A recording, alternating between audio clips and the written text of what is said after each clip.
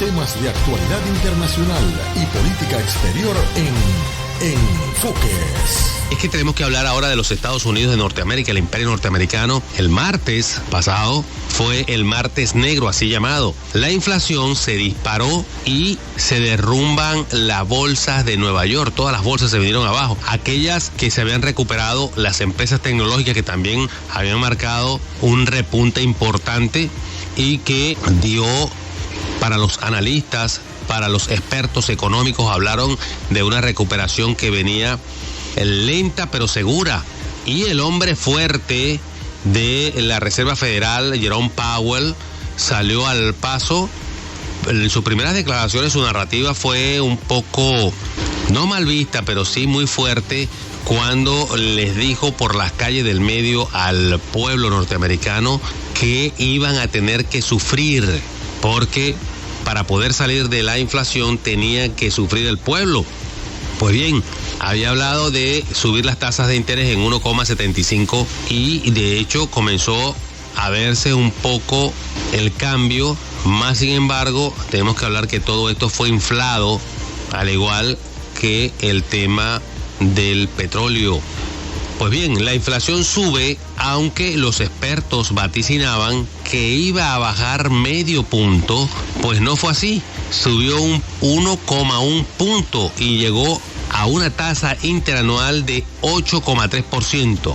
Esto provoca que la Reserva Federal suba sus tasas de interés y con ello hay una mayor recesión económica. Pero además, a pesar de que ha bajado la gasolina y ha bajado la inflación energética, esto es coyuntural por la masiva impresión de dinero desde que llegó la pandemia.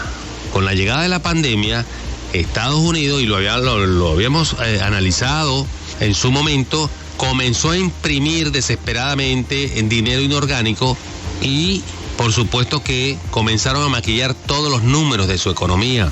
Y las empresas como SP500, Nasdaq, comenzaron entonces a hablar de un riesgo país muy bajo y colocando a los Estados Unidos en más AAA, haciendo apetitosos los bonos de la deuda y comenzaron a aumentar esa deuda. ¿Cómo aumentaron esa deuda? Con los llamados cheques de estímulos que comenzó la administración de Donald Trump, que acá se burlaban precisamente de la cantidad de dinero de los llamados bonos que emite el gobierno nacional, el gobierno de Nicolás Maduro Moros, y comparaban entonces en las primeras de cambio los $600 que comenzó Donald Trump y luego lo subieron a $1,200. Con la llegada de Joe Biden llegó casi a $3,000, $2,500, $3,000 esos cheques de estímulo, pero para que ese dinero fresco llegara a las manos de los ciudadanos norteamericanos tuvieron que llegar dinero inorgánico, y ese dinero inorgánico, y apelamos allí al efecto Quantillon, se le entregó a las empresas más cercanas, a las grandes multinacionales, miles de millones de dólares a un costo cero, que luego trasladaron esos miles de millones hacia las bolsas, creando empresas zombie y triplicando y quintuplicando esos miles de millones. Por eso es que se hicieron supermillonarios en cuestión de horas. Pues bien, con todos estos maquillajes y la impresión de todo este dinero inorgánico, comenzó a acelerarse esta debacle económica, aunado a las decisiones que se tomó para afectar al país eslavo con un casus belli construido de 10 a 14 años, con bombardeos en Donbass y en Donetsk, donde la ONU volteó su mirada, los organismos multilaterales voltearon su mirada, la llamada Comisión de los Derechos Humanos, bien gracias, pero además la Corte Penal Internacional no dijo absolutamente nada. Y dentro de la ONU, los países que están allí, que tienen derecho a veto, se hicieron los locos.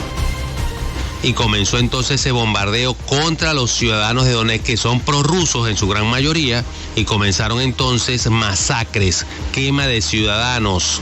Todo esto ante la mirada complaciente de la Unión Europea y la OTAN, porque de lo que se trata realmente es cercar al país eslavo, invadirlo y luego balcanizarlo. ¿Para qué? Para obtener todas las riquezas que posee este país, que va desde el gas natural, petróleo, tierras raras, gases nobles, madera, diamantes, oro, pero además cobre, zinc, magnesio y también con el tema del trigo. Es decir, tienen que contar de todas con la empresa más grande de titanio para la fabricación de cohetes, satélites, pero también de los Boeing en los Estados Unidos, pero también en la Unión Europea, sobre todo Francia, que tiene la empresa más grande aeronáutica, y tienen que contar con el país eslavo para todo esto. Así que no es solamente el tema del gas o el tema del petróleo, estamos hablando en distintos commodities. No es nada fácil, pero desde la Segunda Guerra Mundial se ha tratado el tema de balcanizar a Rusia y poder tomar todas estas riquezas. Enfoques, un programa para la conversación y la opinión sin restricción.